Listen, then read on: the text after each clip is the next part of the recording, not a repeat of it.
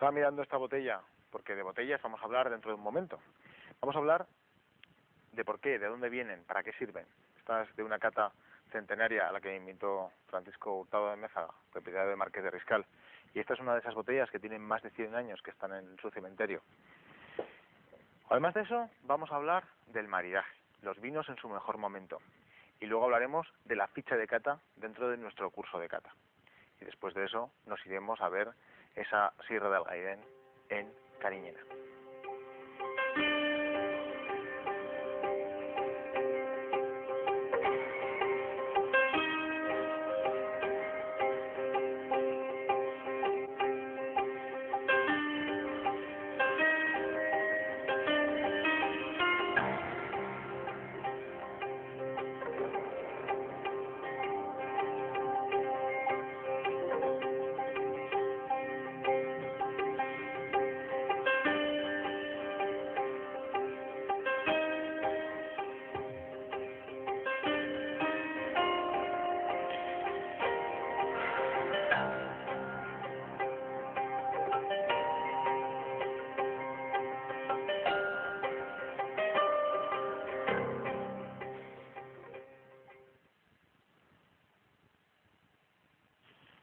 Estaba buscando a ver si encontraba alguna fotografía de la primera botella, la botella bíblica, que se encuentra en el Museo de Tel Aviv. Porque me habían dicho que se parece bastante a esta, que como veis no es una botella al uso. Seguro que aquella tampoco lo era, porque las botellas como recipientes para evolución del vino es algo muy reciente en una historia milenaria. Los patriarcas bíblicos que bebían vino con bastante poco conocimiento, por ejemplo Noé, bebían de fudres, de pellejos, de barricas incluso puede ser, pero eso simplemente era el medio donde lo tenían guardado, en barricas de arcilla, de piedra, lagares, y lo echaban en este tipo de copas, en este tipo de botellas, para que se lo sirvieran en la mesa, ni más ni más menos. Casi sería como nuestra jarra de oxigenación que hablábamos un día de estos. Bueno, ¿qué es lo que nosotros podemos deducir de todo eso? Que de esos fudres gigantes a la mesa algo tenían que tener. Pero como los vinos no se criaban, porque recordad, no se había descubierto el corcho, solo eran un medio de mantenimiento. Ahí, bueno, se ponía, se servía y ya está.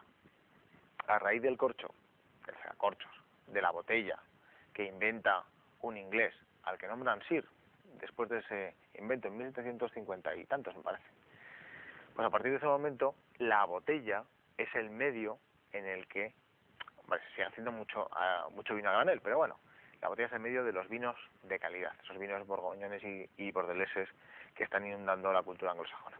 Y fijaos, aquí tengo una de esas primeras botellas, es de Marqués de Riscal, y fue en una cata fantástica en la que estuvimos probando sus vinos, y esta botella me la regaló su propietario, el señor Hilario de Canda. Bueno, fijaos qué botella tan bonita. Diréis, bueno, al vino le va muy bien este color, porque evita que le entre la luz. Y pensáis, joder, qué lista esta gente que lo hizo desde el primer momento. Pues no, señor, le salió de pura chiripa, porque este color verde, al principio, era simplemente el humo de los hornos que empleaban turba y que salía con este color. En la botella el vino se perfecciona, reconcentra sus aromas, sus matices y sus esencias madurando en un ambiente carente de oxígeno. Hay diferentes medidas, la botella de 3/4, bueno, está la de 50, de 3 octavos, la de 3/4, la de 1,5 litros, la de 3 litros, la de 5 litros. Todas esas botellas, ¿qué tienen en común? Están obturadas por un corcho. La capacidad de la superficie de contacto es importante para que evolucionen los vinos. La mejor, las de 1,5 litros, las Magnums. Bueno. Y hoy nos vamos a ir a ver los vinos de Cariñena, una zona emblemática, casi 600 años, elaborando unos vinos estupendos que están reconquistando mercados y prestigio. Cariñena.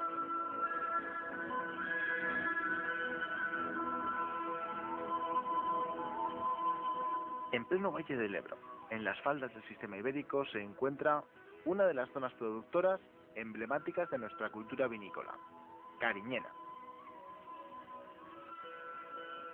Está integrada por 14 términos municipales: Aguarón, Aladrén, Alfamén, Almonacid de la Sierra, Alpartir, Cariñena, Cosuenda, Encinacorva, Longares, Mezalocha, Muel, Paniza, Tosos y Villanueva de Huerva. En esta denominación, los suelos son cascajosos, profundos, azotados por el cierzo que reseca el ambiente y que paradójicamente, al mantener la humedad baja, evita la aparición de enfermedades. Los vientos son muy potentes y los inviernos muy fríos. Los veranos calurosos, con poca agua, estresan las viñas un montón.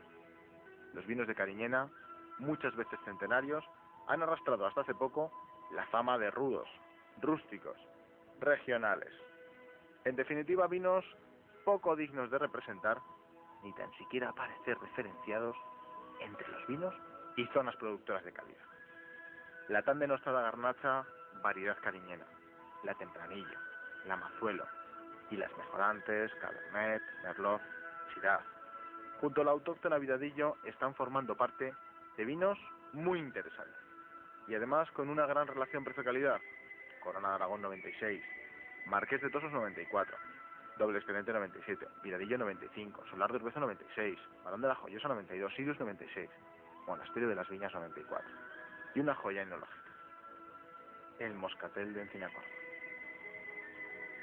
Las mismas personas que apostaron por la imagen de calidad, efectuaron pruebas y comenzaron a controlar el viñedo, ven culminado su esfuerzo con un mayor conocimiento, un reconocimiento nacional y también un reconocimiento internacional.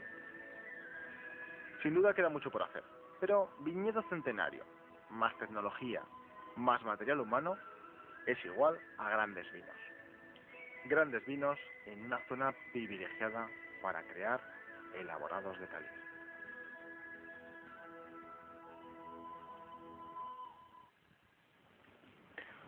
Hoy en este pequeño espacio, un poco dentro de nuestro curso de cata, me gustaría hacer referencia a algo que es muy interesante en este momento de trabajo, que es la ficha de cata. Pero antes, fijaos cómo se van cubriendo los racimos dentro del ciclo de la vid, cómo se va llenando los racimos, luego se irán llenando poco a poco. A ver si conseguimos en otros programas, en el futuro, enseñároslo paso a paso. Pero esta ficha de cata, de la cual os vamos a poner una para que veáis cómo funciona, es muy curiosa porque nos permite poder transmitir información objetiva a todo el mundo. Y tenemos aquí diferentes vinos. Tenemos un cava, un espumoso, un vino blanco seco, un vino blanco licoroso, un tinto joven, un tinto de crianza, un generoso. Solamente para que veáis métodos y maneras.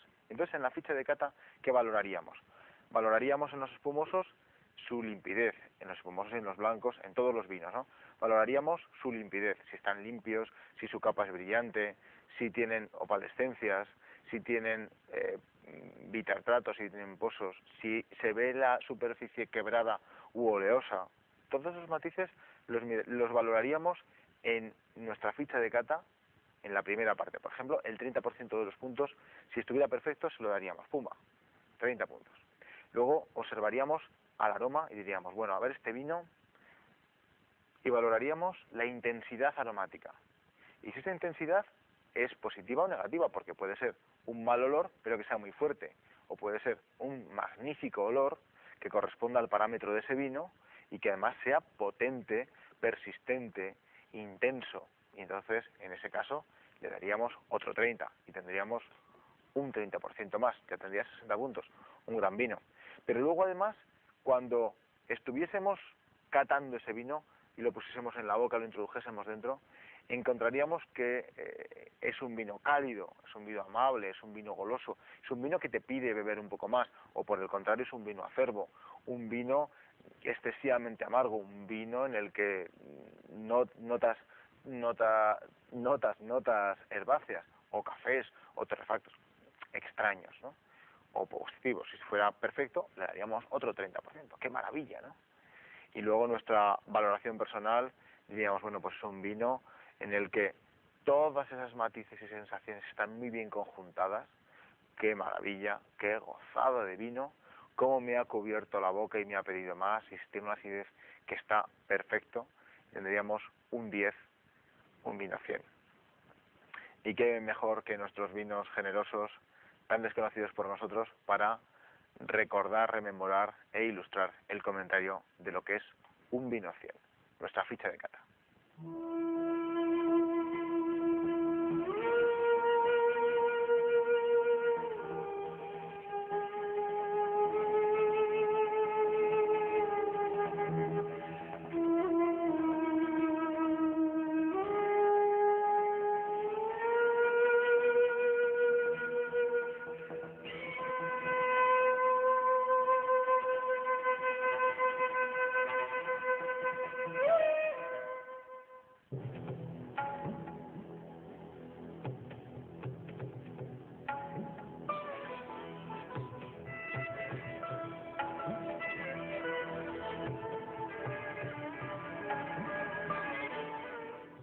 Cariñena ya está haciendo unos vinos que pueden competir con cualquier otra denominación española. Los tenían encasillados con una denominación de origen antigua de vinos de alta graduación y yo creo que está cambiando, sin más.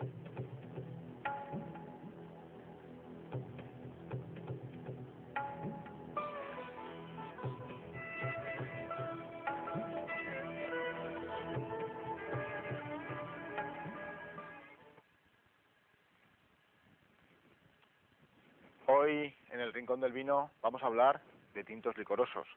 La verdad es que son un tipo de vinos desconocidos o muy poco apreciados, injustamente, por nuestra gastronomía y nuestros amantes del vino.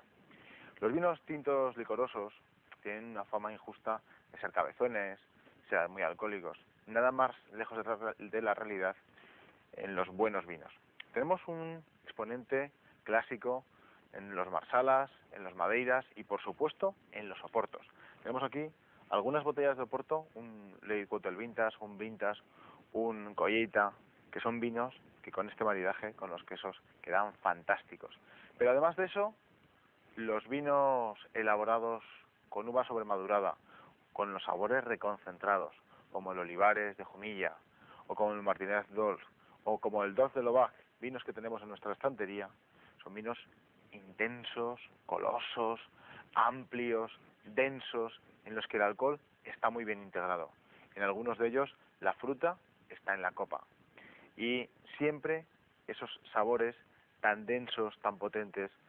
Bueno, antes se empleaban mucho para tomarlos en las pasticas, con los postres de frutas, pero donde realzan realmente todos sus sabores y donde se combinan para ser una auténtica explosión gastronómica es con los quesos, con cualquier tipo de quesos.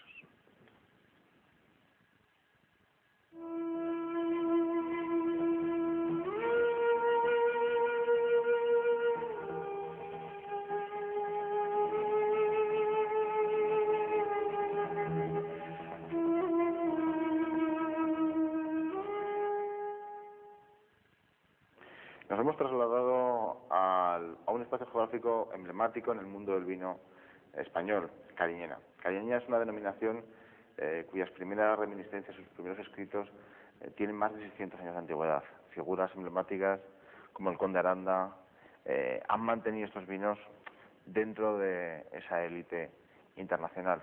Una etapa un poco más baja está viendo cómo resurgen ahora esos vinos y concretamente un trabajo en el campo, viticultores, viña, tierra, están haciendo posible que vinos como el Corona de Aragón, Crianza 96, haya ganado un zarcillo de oro.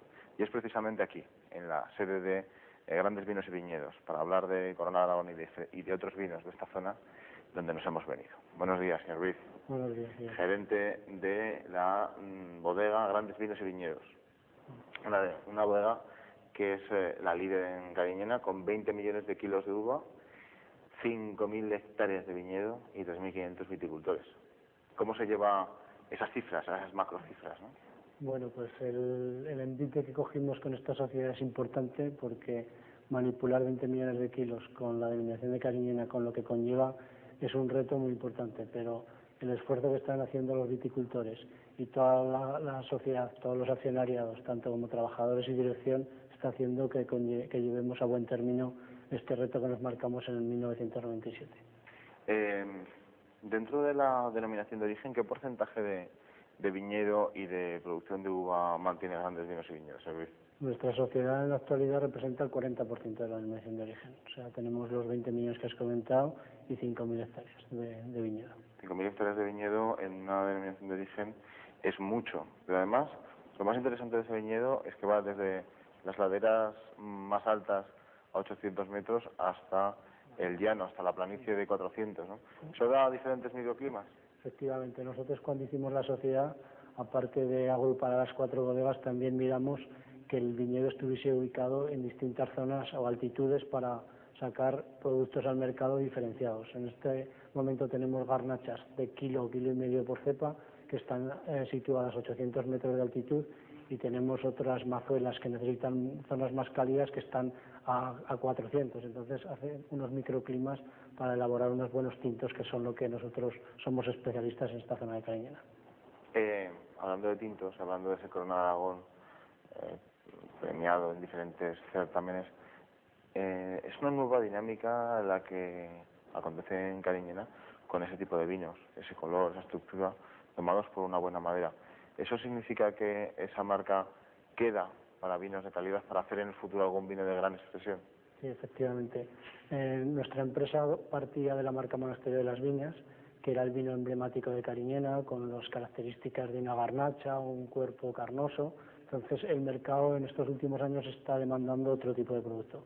Los enólogos de la empresa y la dirección y los comerciales detectamos que necesitábamos tener otro vino que diferenciase, tuviese un hilo conductor, pero que fuera diferente para otro tipo de público, que puede ser restauración, tiendas especializadas que demanda otro tipo de vino. Entonces, apostamos por el Corona de Aragón, hemos hecho una experiencia que, como te has comentado antes, hemos sostenido un zarcillo y creemos que vamos por el buen camino con ese producto.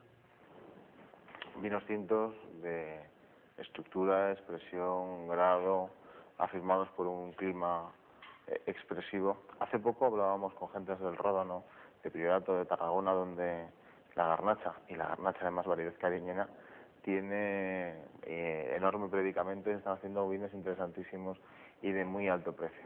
¿Significa esto la recuperación de esta variedad, de la francesa llamada cariñena, dentro de su núcleo de expansión desde donde surgió? Esa denostada garnacha oxidativa está siendo superada ya. Nosotros, desde la denominación de origen Cariñena, está haciendo una experiencia de hacer un clon especializado para la garnacha, porque hay garnachas de muchos tipos. Entonces, si tenemos un clon ya específico y sabemos que siempre va a dar esa misma calidad, vamos a tener muchas más garantías de que la garnacha no se nos oxide, no tengamos problemas, y mezclada con otras variedades, porque eso sí, todos que hablan de garnacha, pero tiene que tener un pequeño porcentaje de mezcla para que ese vino dé su plenitud. O sea, una garnacha 100% yo creo que es la base principal de todos los vinos, pero acompañada con un tipo de variedad, puede ser Tempranillo, Cabernet, Merlot o Shiraz incluso.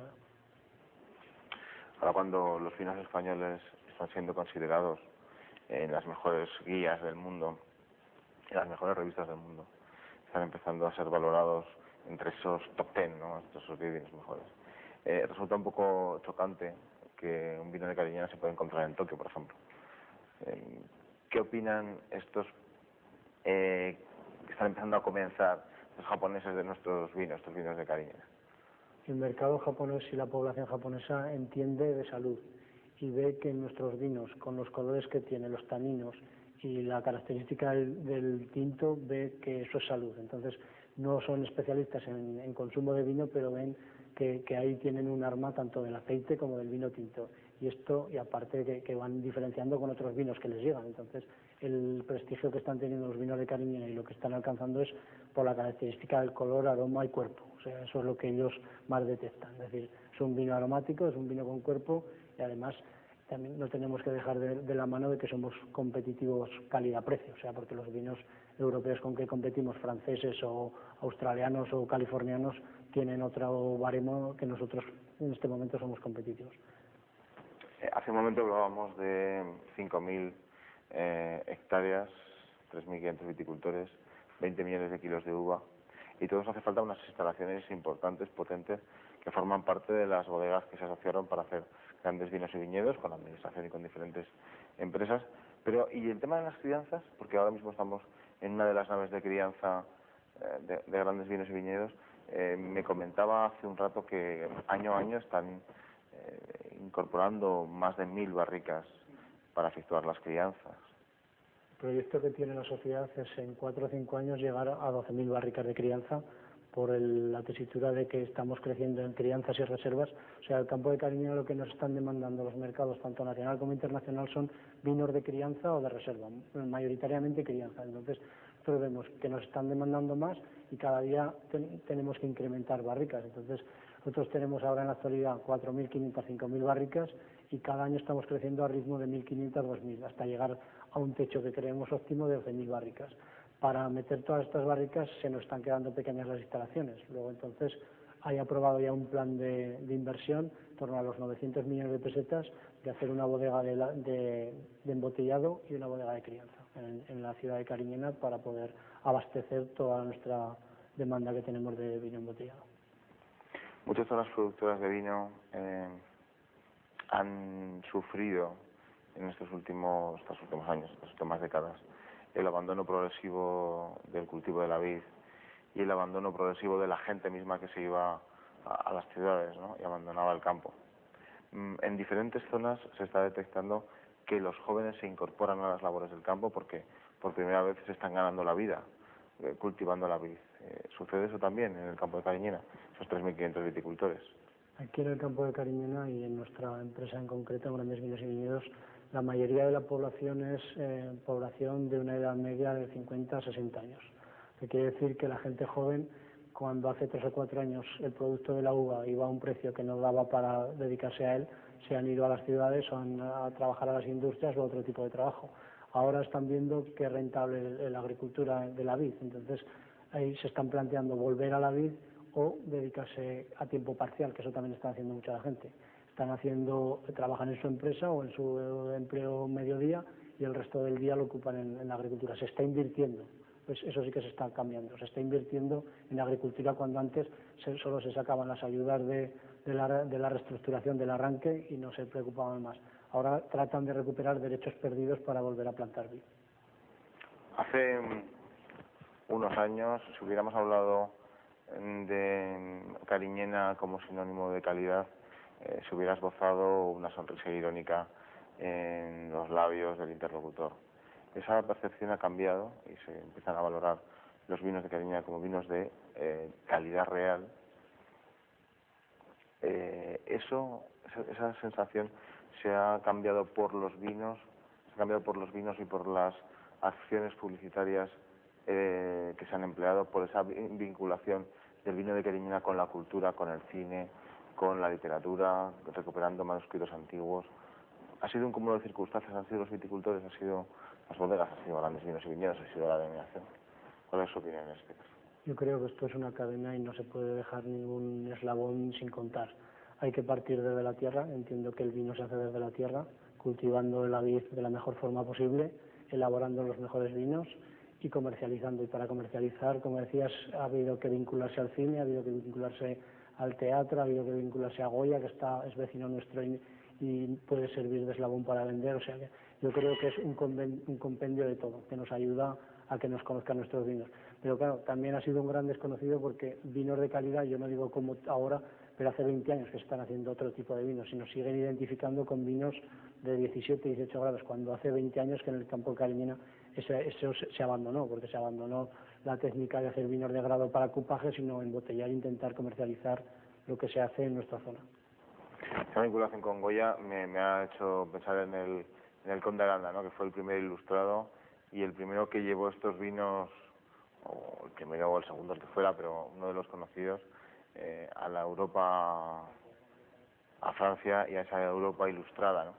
Esos vinos de los que nos hablan, esos créditos, esas inversiones hace 200 años, que tienen sus antecedentes hace 400, 500, 600, ¿cómo esperan afrontar este milenio? Pues el milenio se pretende afrontar innovando. Yo creo que cada día el vino es un ser vivo y si no creces con el vino, pues te quedas fuera del mercado. Entonces yo creo que hay que ir cada día sacando variedades nuevas, experimentando para que los vinos se conozcan, ya no solo como decimos en Francia o en Inglaterra.